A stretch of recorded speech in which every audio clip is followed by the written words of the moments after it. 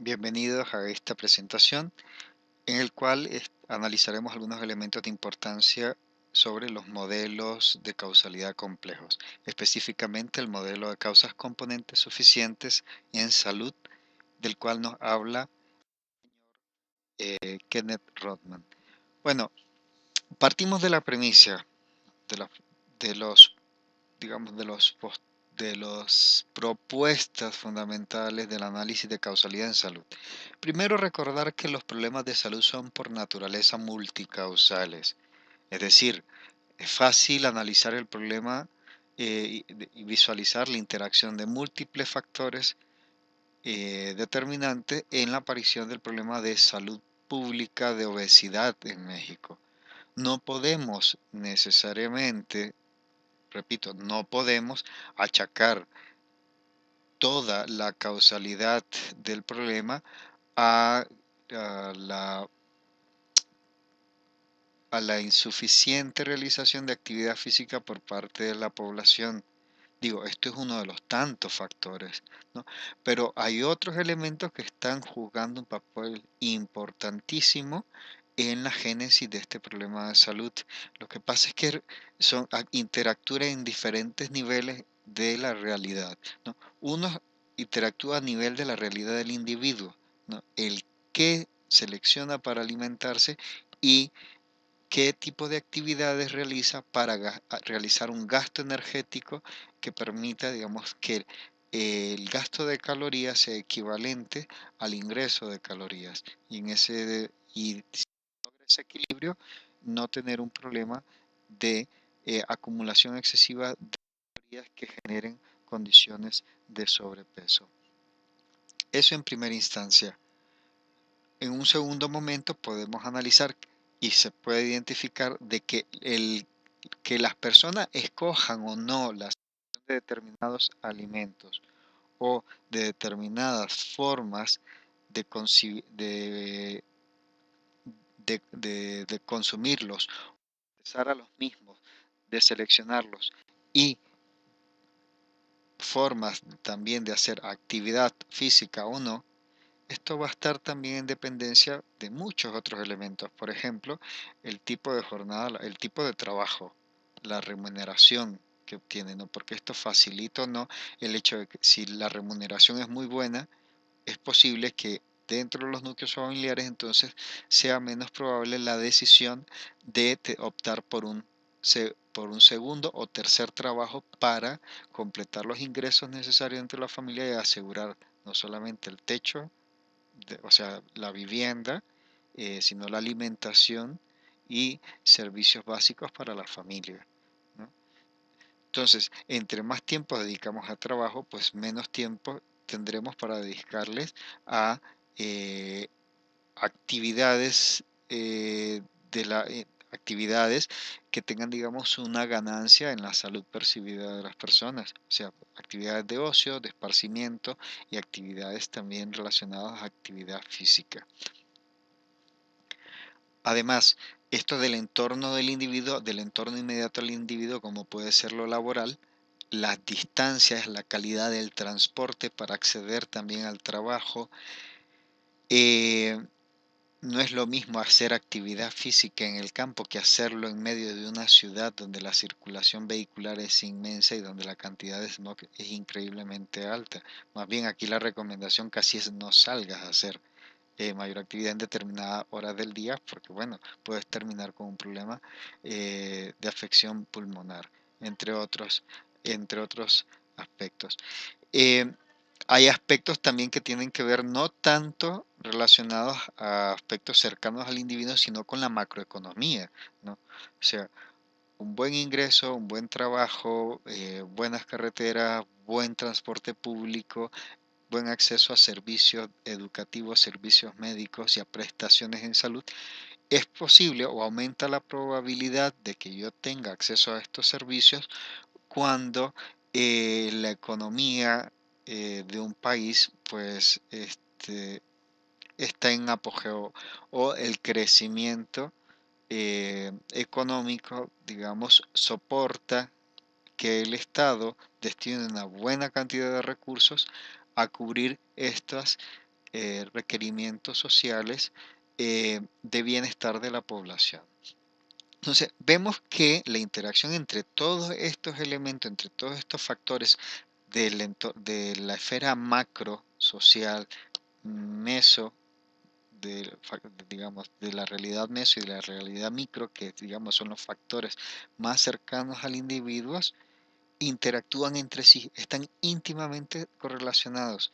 Y de esto es lo que hablamos cuando decimos de que no, que es imposible en la realidad desentrañar estas relaciones, digamos, y analizar cuál es el efecto particular de uno de los factores, por ejemplo, hábitos nutricionales, sin tener en cuenta, digamos, la correlación o la eh, interacción que ejercen los otros factores, tanto en la realidad meso como en la realidad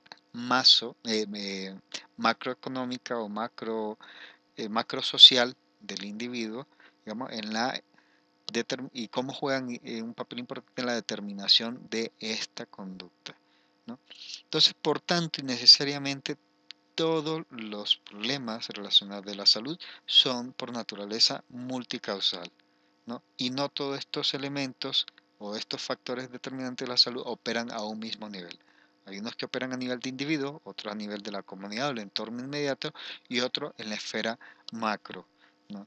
de el entorno social donde los individuos habitan.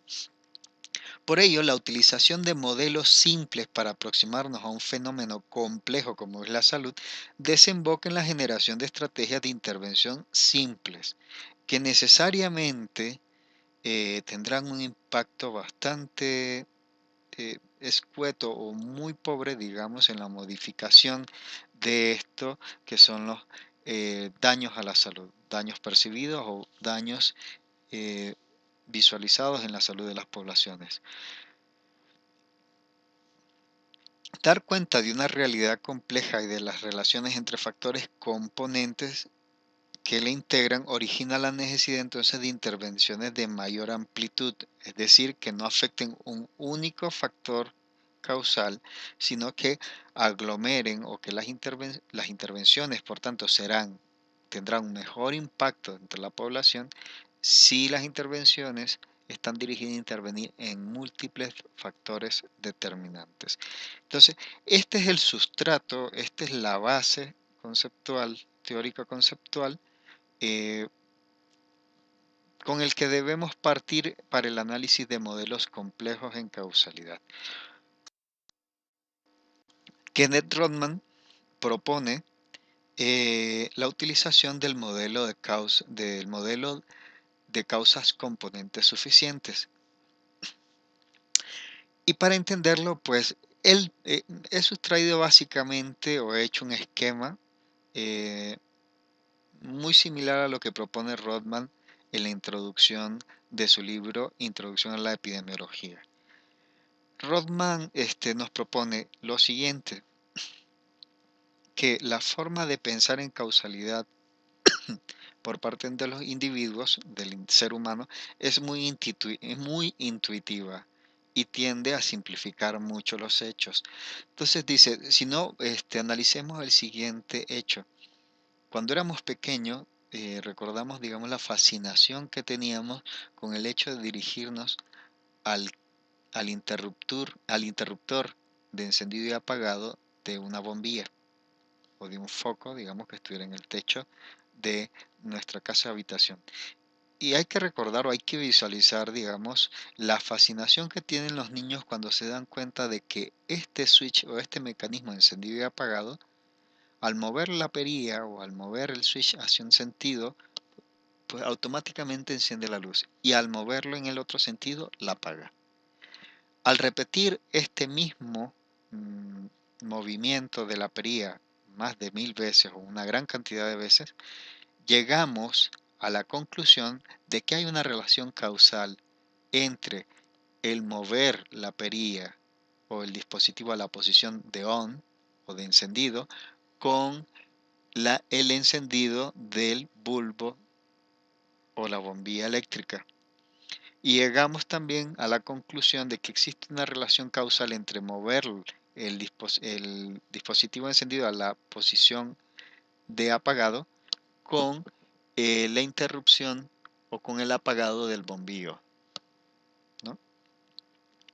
Entonces hay una tendencia a identificar el interruptor como la causa única, ¿no? Que se deriva del papel del hábito, ¿no? De identificar como el último factor que actúa como mecanismo causal para el encendido de la bombilla, ¿no? Pero ¿qué pasa? Esta suposición es errónea, ¿no? Esta suposición es errónea y la podemos verificar en el momento en que llegamos nuevamente a realizar la actividad de girar la bombilla, la perilla o el dispositivo a la posición de on y verificar que el bombillo no se enciende. Entonces, ¿qué pasó ahí? ¿Por qué entonces no se genera otra vez la relación de causalidad? Entonces, Rodman nos propone que si comenzamos a analizar el mecanismo que está implicado en la generación de girar la perilla a una posición y el encendido de la bombilla, veremos que para que este mecanismo funcione, necesariamente tiene que estar implicada una serie de elementos a los que el cual él denomina eh, componentes de un proceso causal suficiente. Entonces, el modelo causal suficiente para el encendido de la bombilla, propone Rodman, tiene una gran cantidad de elementos componentes. Uno de esos elementos componentes que tiene que estar presente es la bombilla. Y la bombilla tiene que estar en buenas condiciones. Además, tiene que haber eh, un sistema donde se pueda acoplar la bombilla y un dispositivo de conducción eléctrica, que en este caso es el cable, que vaya desde el cepo o el dispositivo donde está enroscada la bombilla hacia el- la base del interruptor. Luego, el interruptor tiene una serie de elementos componentes, como es la perilla de encendido y apagado, ¿no? Y una serie de dispositivos que actúan como una especie de cuchilla, de tal manera que al mover la perilla en una dirección, la cuchilla eh, se sube, con lo cual se interrumpe la corriente eléctrica y al desplazarlo en el otro sentido pasa lo contrario, la cuchilla baja y se restablece la circulación de corriente eléctrica. Pero entonces hay un elemento componente adicional, que es la existencia de fluido de corriente eléctrica, o sea, tiene que haber circulación de corriente eléctrica. Entonces, y hay que analizar también que hay un sistema de cableado que va desde este dispositivo de encendido al surtido de corriente en el exterior de la casa y así sucesivamente. Cualquiera de estos elementos componentes que falte, pues simplemente el efecto no se desarrolla. En este sentido, la perilla de encendido y apagado no fue más que el elemento final dentro del proceso de causalidad que juega un papel determinante en el encendido del bulbo, pero no es el único. Y a eso es lo que llama la atención Kenneth Rodman, ¿no? Que necesariamente hay que entender la causalidad como una conjunción de interacción de una gran cantidad de elementos componentes que posibilitan la aparición del fenómeno, donde podemos identificar, digamos, que hay un elemento final que actúa como detonante, ¿no? Pero es simplemente un elemento componente final de una cadena de sucesión de fenómenos, de elementos componentes que tuvieron que haber estado presentes para generar la causa.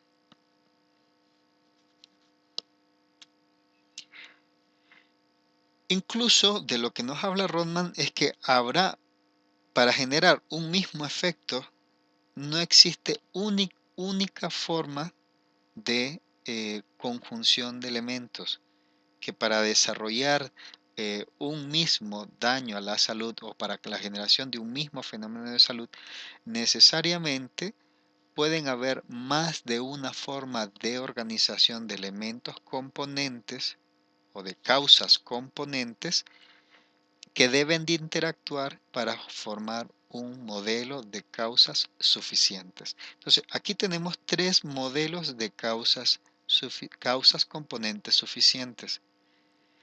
Por ejemplo, imagínense que estas son tres modelos de causas suficientes que nos generan cáncer de pulmón.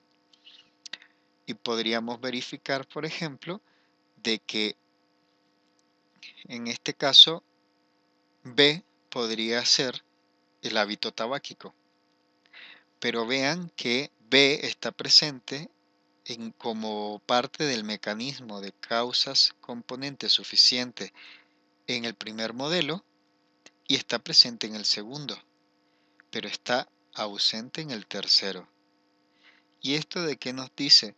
Pues, hombre, actúa como causa componente suficiente en el caso 1 y en los casos de tipo 2, pero habrá necesariamente otros, eh, otros eventos de cáncer de pulmón que no necesiten de la existencia del factor o de la causa componente B, en este caso tabaquismo, para generar el problema de cáncer de pulmón. Entonces, lo interesante aquí es, cada caso es particular. Cada historia, cada caso de enfermedad necesariamente tendrá una historia particular de causas componentes suficientes para haber desarrollado la enfermedad. Y eso dice Rodman, que debería de ser el interés de análisis también de la epidemiología, de ver no solamente cuál es el factor que más se repite, ¿no? Porque, por ejemplo, aquí podríamos decir A está presente en los tres casos o en los tres modelos de causas componentes suficientes. Entonces, el raciocinio habitual, refiere Rodman, es intervenir en A. Cuando A, eh, cuando puede ser, digamos, que interviniendo A, podamos o no evitar la aparición de la enfermedad, porque lo que habría que validar es si A es indispensable en el modelo para la génesis de la enfermedad. Eso es lo que habría que verificar, ¿no? Lo cual entonces, si se llega a verificar, entonces nosotros decimos que además es una causa componente de un modelo suficiente y que es necesaria para la aparición de la enfermedad. Puede darse el caso además que intervengamos en A porque es prevalente, es decir, se repite en muchos de los casos, pero que A no sea necesariamente imprescindible para la aparición de la enfermedad. En cuyo caso, pues, tendríamos una actuación errónea simplemente por no tener un conocimiento adecuado de la interacción de todos estos elementos en la génesis de la patología.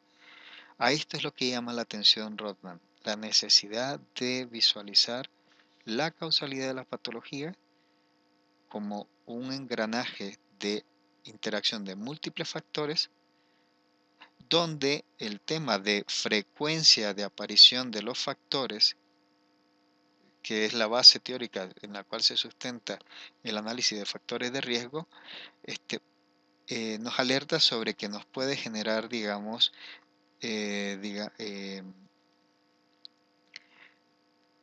análisis insuficientes sobre la génesis de causalidad.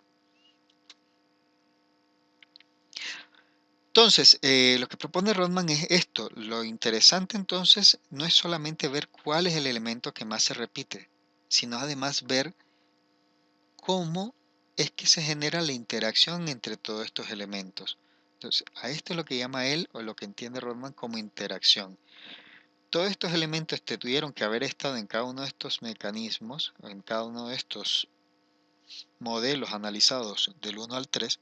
Cada uno de estos elementos tuvo que estar presente y haber participado en un momento específico en el tiempo para desencadenar la enfermedad. Y eso es lo interesante de analizar.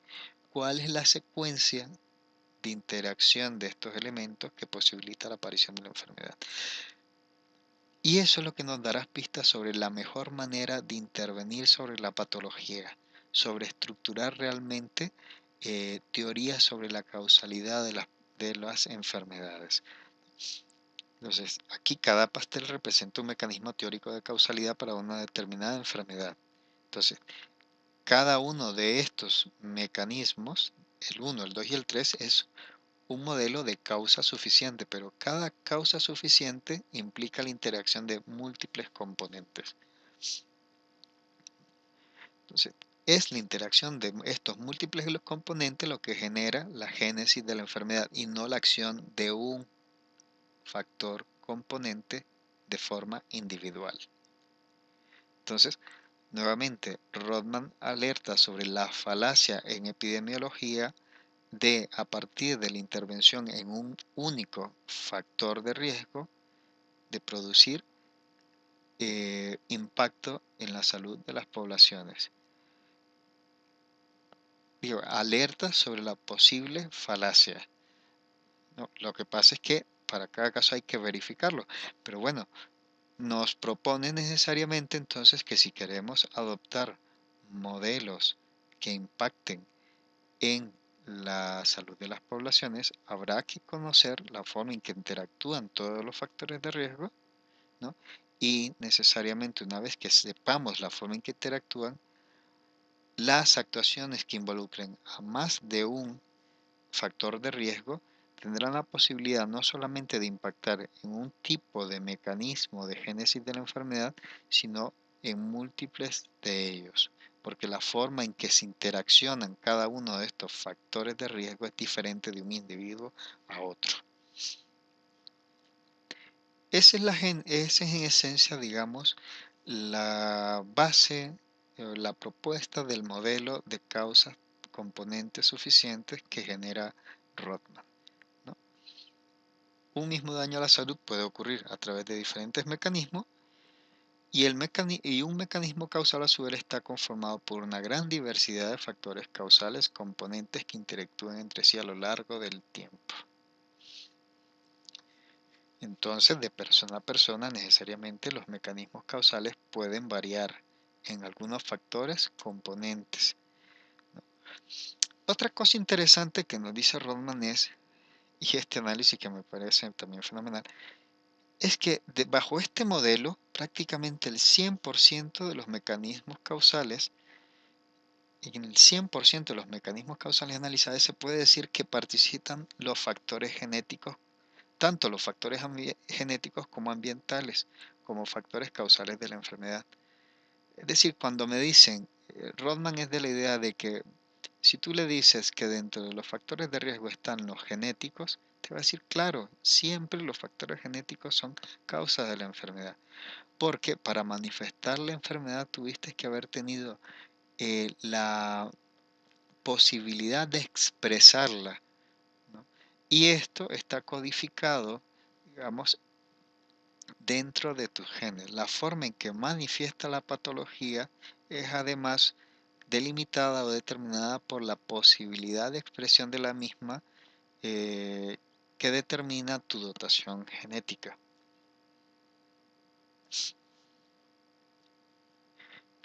Y a su vez que no puede haber enfermedad sin elementos del ambiente que propicien su manifestación. Y habla, por ejemplo, del caso de fenilcetonuria, o sea, niños que nacen con un problema genético y que no pueden, digamos, procesar determinados aminoácidos que son aportados por un patrón específico de alimentación, pero vean, tiene la patología, pero potencialmente se puede modificar la manifestación de la patología si se manifiestan también las, eh, los patrones de alimentación, es decir,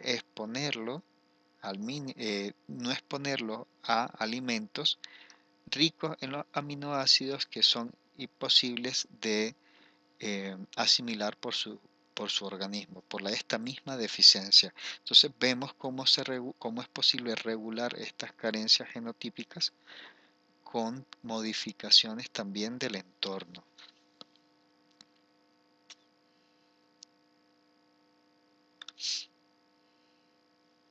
Entonces, Rodman plantea la necesidad de discernir que al hablar de prevalencia y fuerza de asociación de un factor de riesgo, de lo que estamos hablando es que de este factor o de que este factor de riesgo se repite en múltiples modelos de causas componentes y que no necesariamente habla de la fuerza del factor per se para producir enfermedad, ¿no?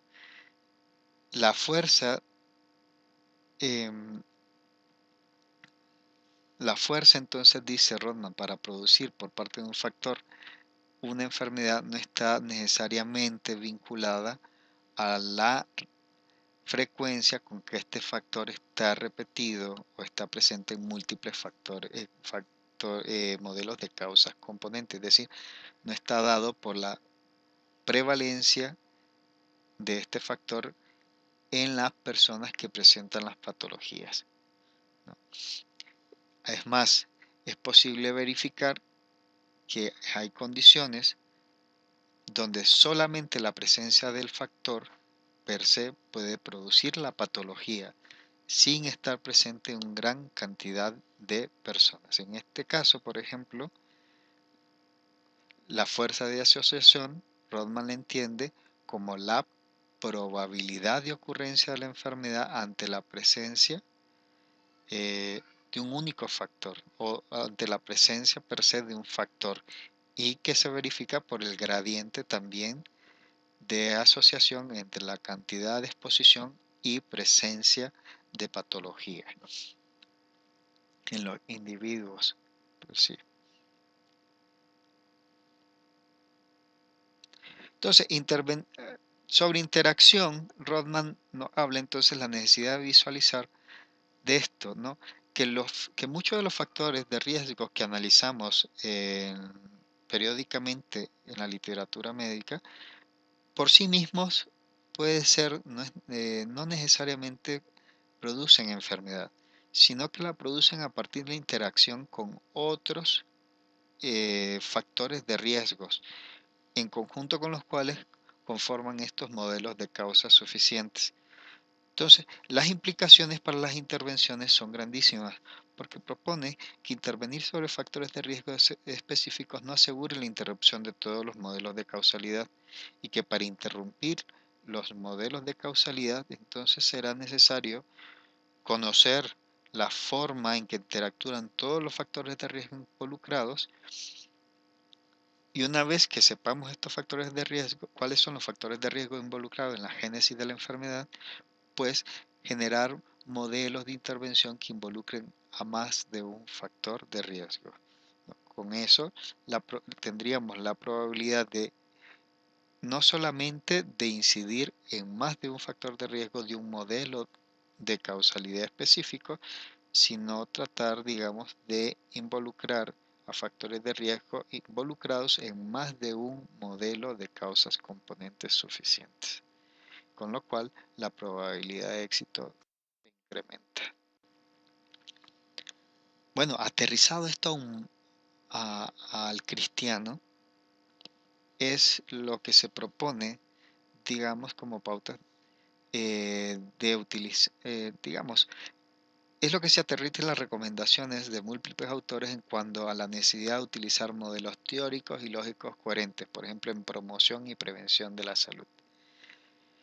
Y aquí, por ejemplo, analizar, veamos, ¿qué pasa si las acciones para la promoción de la actividad física o de ejercicio físico en la población las delimitamos a la transmisión de información o acciones de educación al paciente? Entonces, nuevamente, pasará lo siguiente.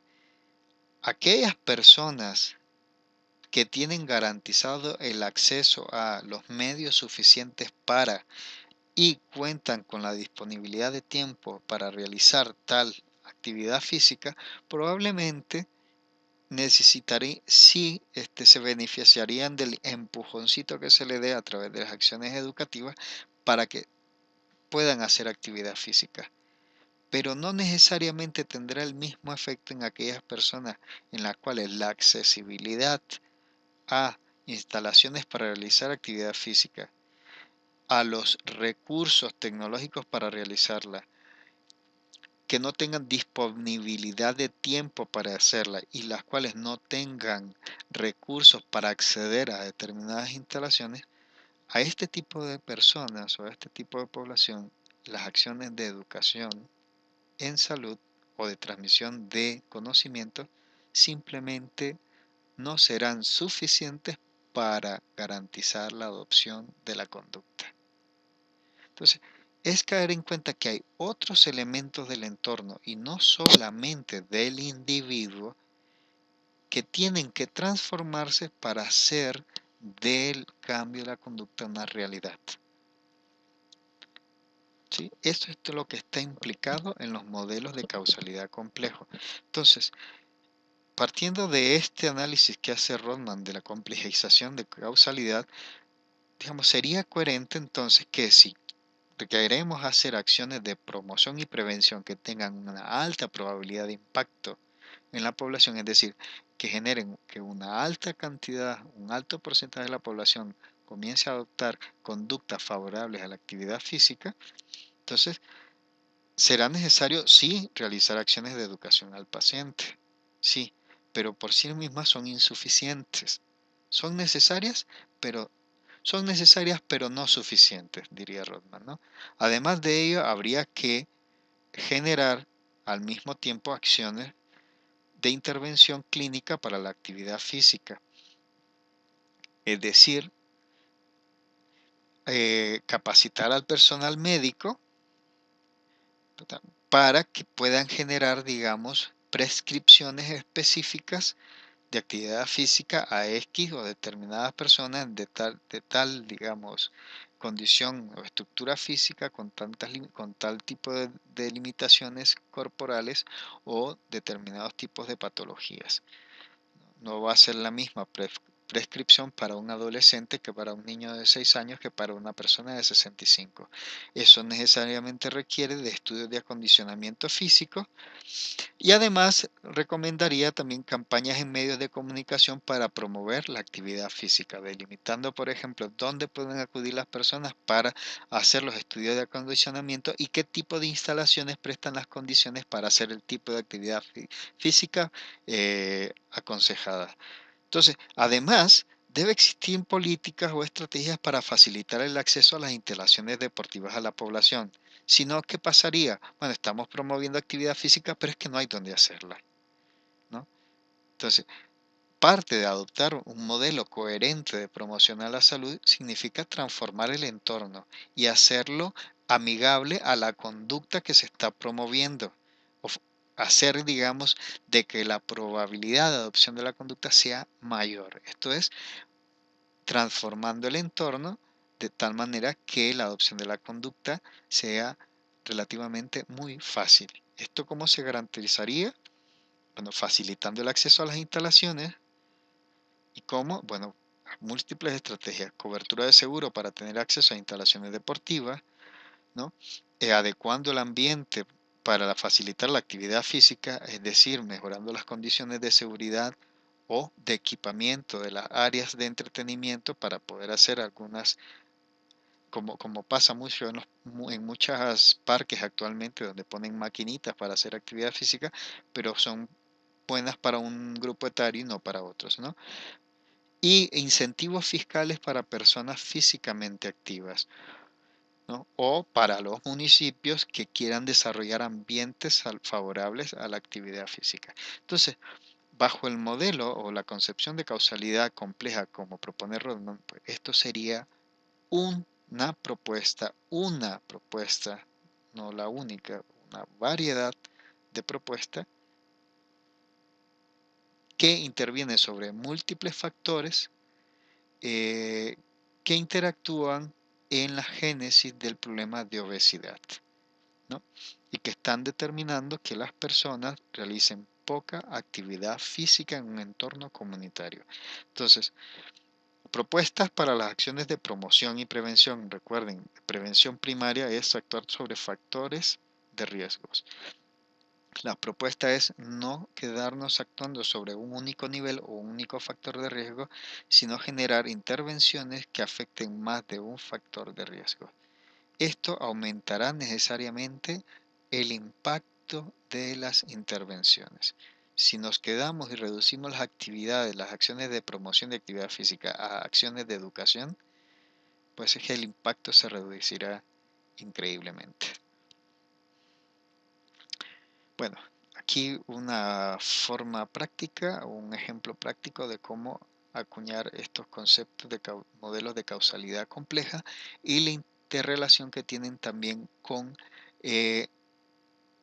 si conceptualizamos la causalidad de forma compleja, entonces veamos cómo el estudio va a ser también necesariamente complejo, analizando múltiples factores de riesgo y por tanto las intervenciones tendrán que ser complejas, interviniendo sobre múltiples factores de riesgo. Esto es en esencia el planteamiento de la necesidad de adoptar modelos de causalidad complejos y dejar atrás los modelos de causalidad simples en la generación de intervenciones en salud pública. Hasta aquí la presentación.